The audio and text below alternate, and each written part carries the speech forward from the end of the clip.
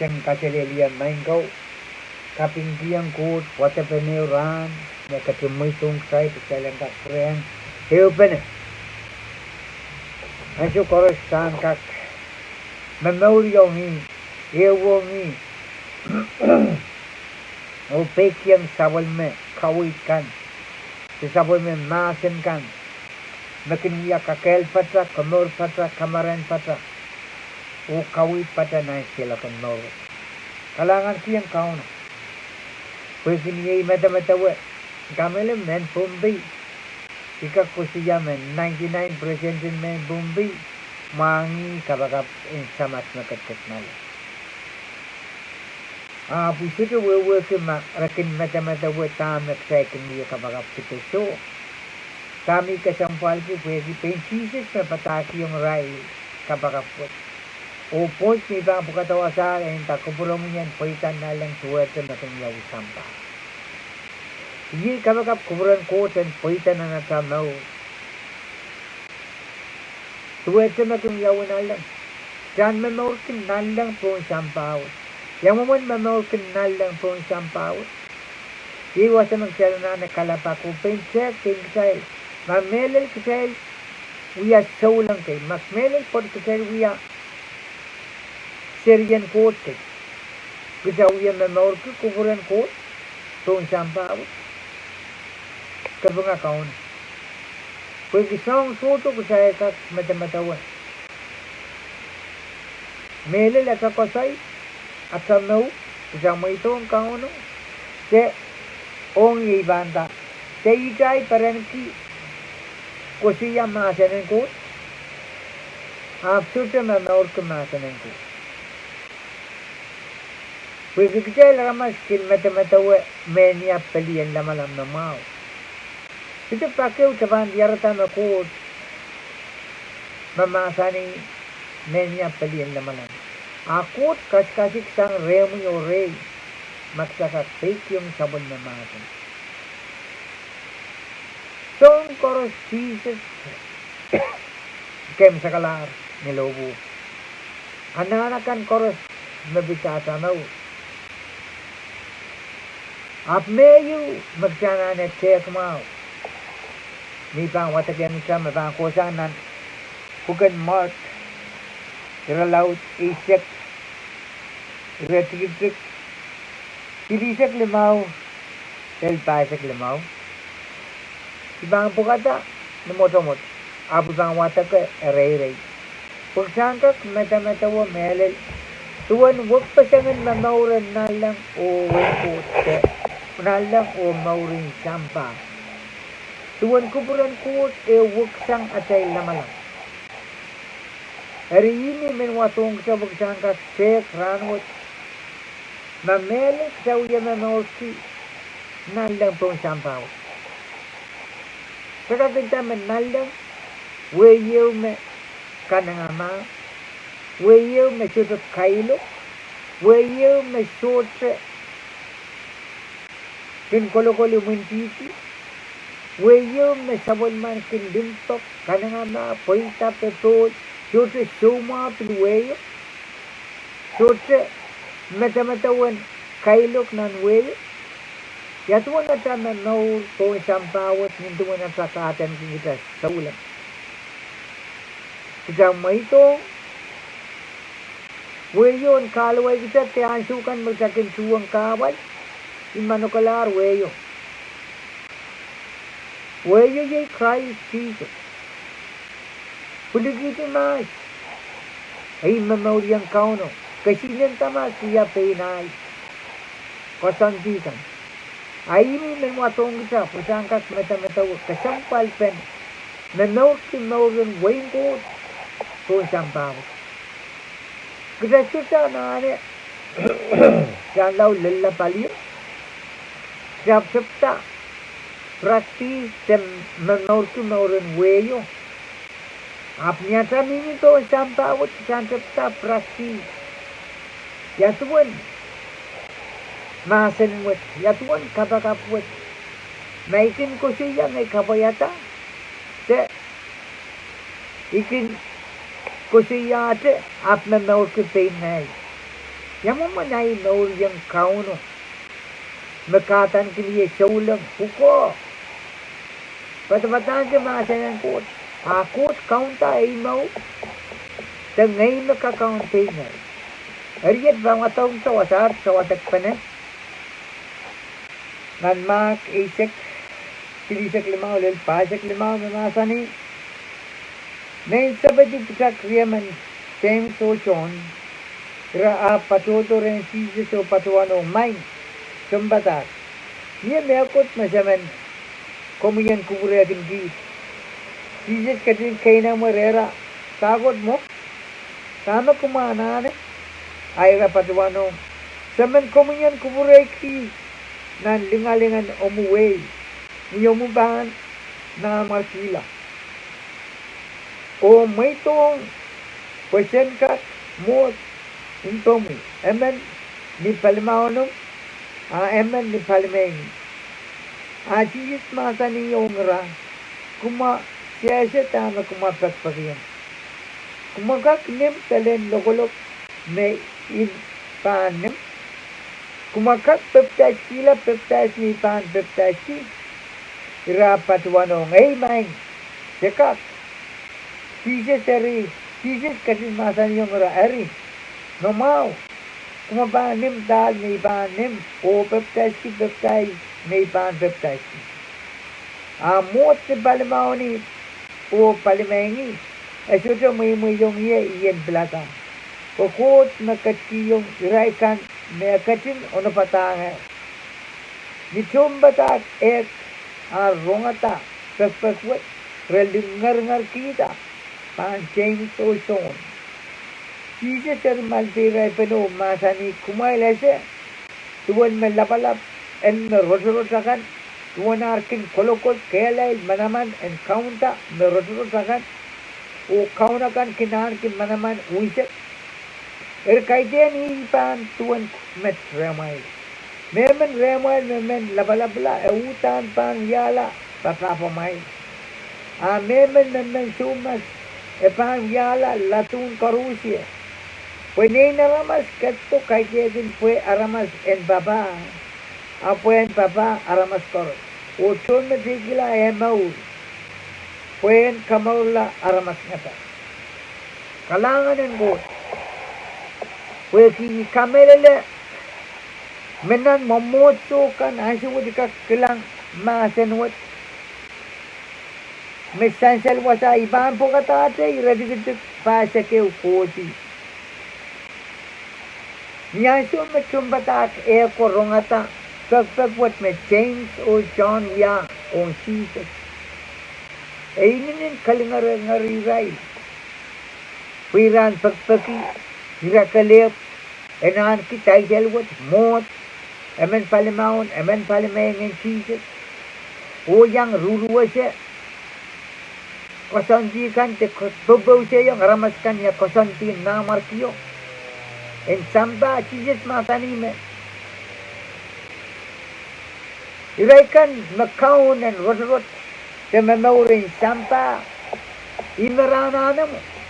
Mo teruruwa siya aramaskan.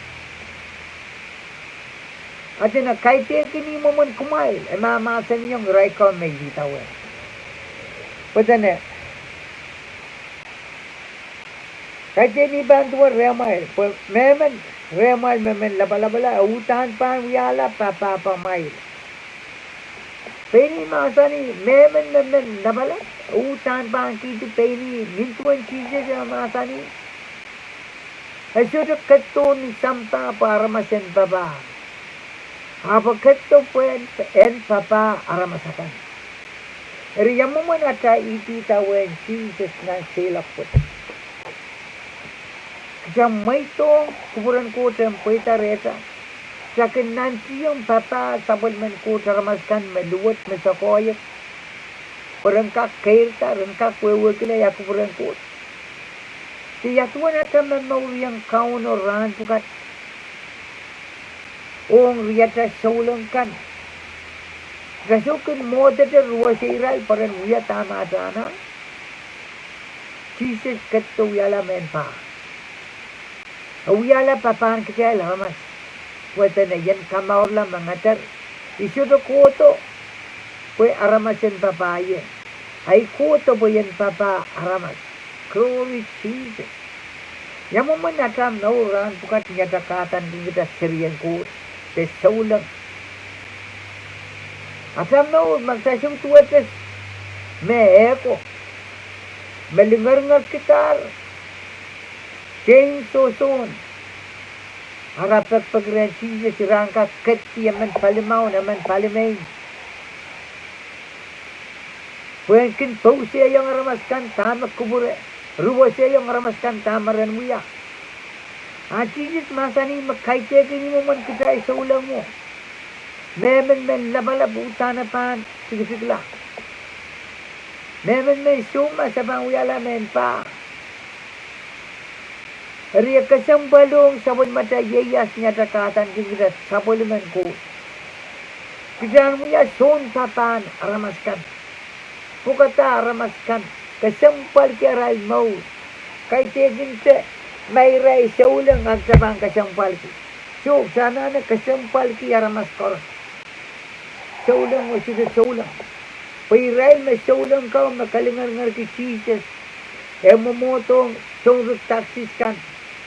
Ora masakan kan mirelit intagi mamelel pot sukup men tame momotang gisong aramas sukat aramas sekan kan me Jesus masani me suruk katon te suti aramas kelay kinanane chokse ap aramas luwat ka maginanane chok otula masani suruk katto kwe iray kan mo poson iray kan makelay iray mamauriyang kaon apo katto Pwede rekan namiminan kapal yang dua dan paling ngayon. Riong kita kasang palong kita.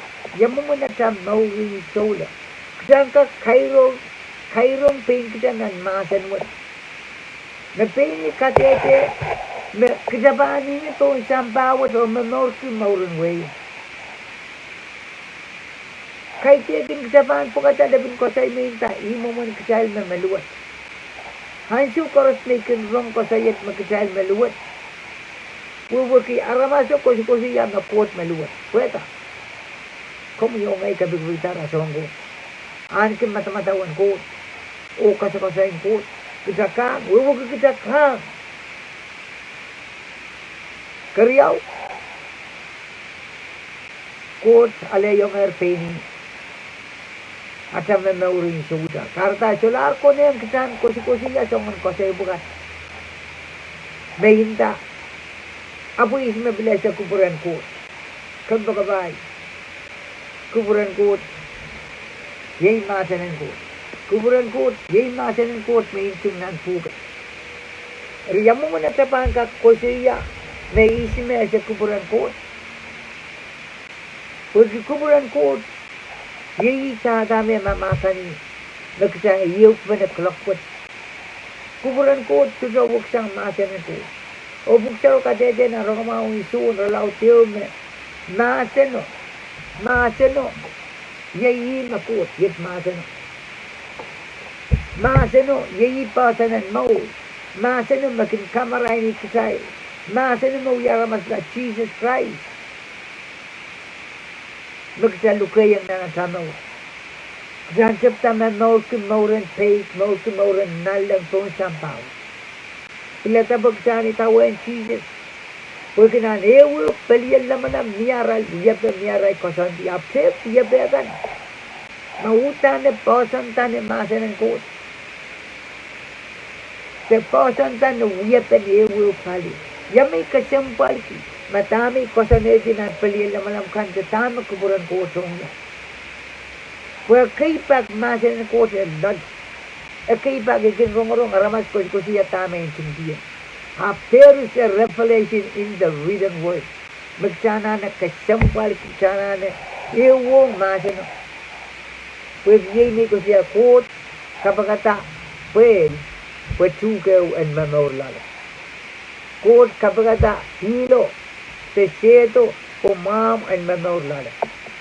Kot kapagata kisal, pagsalan ka kewong kot, pagsalan mamor, pagsakakaan kiyas kakan mo, kalangan ng court mimi reta ab machoda ng court na tano tawa-tawa aramas mela kondo kabay nan siyang amoy wong kauna pwede bakchotong sakin suwong songkay sakin kilang songkan sakin rong songkan na shoda kay sa mawusa ab melaw kabakapti we kisong goro si magsana ne ata ewong kauno kot kata nin komo yung ngay kamdo kabay yamu mo natakin ewong magsabang ka klang na so ni saklamaw e masani silar pa wiya kulatu susukin wewe ki Kupwuren e suma sabu bang katan kinu kamdo kabay hallelujah yatu wan kom kabay ki kauno kom kin ewong kom kin kosa yan kung kintindiray, kung masya-kosa iyam. Niyam kinwitatal, techote libibitana, kung yan anong tatok. Kung kinasya-kosa iyam, 4 minute, nanom nung yung te, niyata ko sa isansal. Akin niyang kita, sida tosang kita. Sana nakasambal kita nor, pwede sebelok kisong-songan, pwede kapuresan kita, norwat. Ay sudah mengkesan memaukan mauran hiti atam. Nakut pulikiti nan sabol me present. Na minu wasaw na matwalin hitem. Na nauti kapayan kot. Aftan makare tay rahu kiti yang suka makot masani kumate batok at kumate bakang. Tame le yung reran uti yung wasaw krikulang sa rong-rong sa metebelo kasi we kiara mas choto kaktuata hi na kusiya exact word tama quote masani awu tani pek yung quote te bilatar so bisang quote o bilatar bayan ewong sabol man quote kabigabinggan absolar men ewong kaunan kabigabigo yamu manay mauran bukan masinan quote niya class o ngay mau may so buligitir quote man on the side Ucapta sopay songkan may yese makaiten Kupwuren ko. Memaukin mauran kailok. Apnay saulang. Miminan presensin ko. San sarabu ran sarabu koro. Apay ni masan yung sa. At sa maur utang sa nanan memaur kita na Kupwuren ko.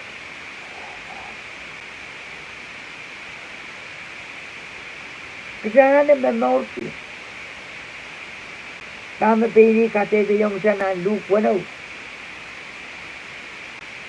Masa ni magkumail pa kung ati raikan me pakong kumail. So on paita me kumail kapalapor ki yanale. Pwede matipanakan pilikin pakong rail kan mekin pakong rail. Magkumail pa buya no mau, ngayon mekin buya mau kumail. So on paita me kumail kapalapor ki yanale. Matipanakan pilikin buya so ang otra. Kumail pa kiyong mekot. Magkumail pa kiyong mekot rai kanse. Magkumail kaskasik kasabal pe sang rare. Songon paita magkumail kaskasik yanale. Matipanakan pilikin kiyong matipanakan. Poren pil ale tubuk pe. Kando ka bahay. Ikamele me. Leplaw kisay laramas matatan kisay saulang. Magsay wiyaman. Pakpak aja mapakpak kisay. Sawasya raikan masawasya kisay. Katakong raikan makatakong kisay. Kilikilang songkan magsay panalek kamao po. Apnak lang. At sa leader. Nakilang at sa songkan na. Hinta yung iya. Wiya mauta me. Wiya mauta me ko ngay wiyata. Wen kasali yung sa limpak po. Siyota pakiw sa wiyata me ko mamao. Niyan siya magsawiya yung yung kot. Kot kasali yung sa limpak po. Niya may tala sa mun me yeroso. Me lokolok. Kalangan kanyang kauno. Aman say. Kapungaga ko sabon melintok sa lalabot. Kando ka ba? Jablata yung kauno. Jeraman kasambal ke payan sampah sang kaunen kabaikan koro. Pweida yung niya tanah ko sudah kapakata. Makana na mo ni ko makapakata mo ni. Makana na kelay ko nakiyong sa kelay. Makana na mo ko makiyong sa mo. Kadeba matawa me. Esi ngakan mo wat ni meriam nganan ko ni meriam. So kita kan kias kan mo wat abda wata aramas mela. Pagkanya siya na po masa niyong ibi atam magmabanto ka sugaw at kang mabamela ranot. At saklang raja mela ranot. Ranain kita sarikay mo rin. Abra pisikay isang ng processing good. Yung kasampal pa yung sabi. Sakak menor ki mau rin sabi. Kang yang itar ko. Suwawa ka magsamalar. Apa nga kan mau. Sa wata-wata yung aramas mela. Manganan ko tito isang reta. Sisit masa ni isang riyaw mi minwatong isa. Nansun isa ka uye isa klima. E masa ni ngayon no sabal. Pugsang ka pureng namaw ki maul pung. Pureng no tagsana na siya. O peni masa ni nansun silu. Gana na ipsa pa. Masa ni yung nagtimos maaramas koro sana na pureng kaibuji nganan ko. Penganan ko toro sang aramas nan madwal nita. O sola ayo penawat. Jesus kapra tongsa. Pungan manorki. Woy kot po sampaw. Erika nga kot. Kando ba kelay. Omnor yang kauno kelay. Lata kot pa kader. No komor kila payen sampah. Tekele naramas tiong kelay. Pum kelen me masa ni kajer kapor kelen alamas. Pergi kapor ke kelen alamas. Suatu me kot samin mu silangan kot. Pergi kelen kita ke kelen rangut. Ansu te ke semua balik sada ke mesara. Jaga aksiten rano te mela. Apsa na count Jesus no ya sila patay. No ya kanor patay, no ya kamarain patay, no ya kawit patay na sila. Eriya na, kita nini to sampa o manor siya o sabi, wing kot to sampa.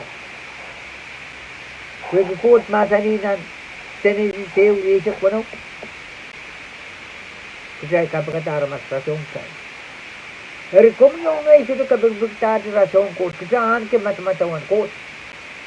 Menang kayong karon siya wisa kono ka teto. Ug sabit bang kosi-kosi kosay kan makut kubur kisang kosi ya kosay makut kosi ya. Iban kosi ya makosay bosen. Pwede ini makut timbaran. Kosay bosen nyamon kosay bosen. So ngoros mesansal magcakri ka lang sota. Kot masa ni Pweida. Ari magsaminan iray-iray suma. Kosain bosan kosiya isa mau gitu itu marang county. O kamele kosiya magsamawla. So suto magdana na kosiya mapeni masani manamanan moro mela min to lawata. Peni masani magamenyang sa mau gumoro ang kabaran kan reji sang umun song riyaw. Lokaya likam mo tukiji sang lokaya sibat. Lokaya likam kosiya mekan mamuman mela lap kaiten kuburan ko. Yung kot kalip na mele. Na 20 masa ni. Nganan kot pag kiyong niya mo. Sa kiyong child mo. Ap mana naramas niya kot mamay. Masen kan. Na kiyong child yung ngayon. O mo. Kadyan matawa mo. Muni yan magkananayin ki. Yung mo. Pugur kakat kisang kamoy. Mawat. Amuni ka. Tama ba ang yala. Karita. Ese na yung kumuni. Ese tatong kumuni. Ese tatong kiyong no, tama kuburan ko. Pagsatir, katang kita sulang, ap na kumaurin sapay, na kumaurin kangut, ap siya na Nanleng po Sampah. Hallelujah. Kapangakot. Kader mo itong sebelen sa tong kiyo mata-mata. Apnan siyang watwatek masin and quote pa ime pa so sigsa. Kakalik sa. Kawit kita na sila kan mo. Kailangan ng kauno. Kapangakot. Rima, kumuyaman makin yang kolokol kailo, kaimen pagi kumuyan makong raikan makin yang aswatama. Kumuyan makong raikan makin kailong kini. Kamakapti raikan makin yang aswatama. Kapayatay raikan makin kailong kino. Kalangan ng kaon. Namanya ni ako kumali di mesisisan sa lang kumi. Akum kol. Pursangkat. Payaw taot pene. Ew ko pene. Tamak sarong-rong may sangot. Pagsangkat pa rin na natamanaw and ewang kaon. Saan nanaw ki auto ben wingkot tuwing sampah. Kailangan ng kaon. Kaya ba na kapagap o kairala. Ew ba na kapo. Jesus. Kapag marami kaon, kapag marami ikot, memanaman memanaw, may Duwehte may silikon wakla, may sabon man kilimpak o kanangama. Nan marahin kapan ramo saan kaya suma pasen pagkata marami. Hinto mo naman nasan yung kit nan serme ya riset tuwa wisakiw. Nagkumukalit ng mangi kasansikan sa plana ka no nga man kit. Blanang kabay ka pa. Lord Jesus sepatoto remi, pues como uya pai palado, como uya takain puga kain, como na nanaw, como na limpak, como na uya mana-manang kot, kalangan ng kot na uya ramaswa. Pagkata maramo yung kabungat yung kom, ngayon saraw na kom kasin para neto, makin yung kit, makin patasi kit, makin sawasay kit, anat manaw, enitawan kumutong sampah, kupura mo yan, pwetaret na saan. Kalangan siya minasumaw siya. Iraikan minasumaw lodi kusiya mawla. Sumarang kaun siya. Iraikan ankin nung yung kakalwa kanewang kumulot. Ikatete. Nung yung kakalwa kan mukita siyang nung yung bisara. Iraikan sawewe man siya. Pwede susunod ngayon sarawi. Lord, lukuri the power of the Holy Spirit and talk of nung yung kan.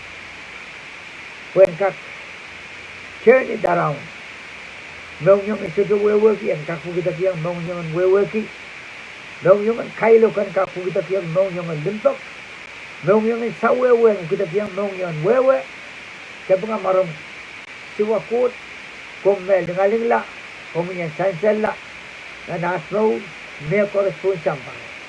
Siya ba na kiyang kung may kapil, kaya pa kalangan, ni marami at kaung kalangan limtok yaya say kung Jesus Christ. Amen. Amen.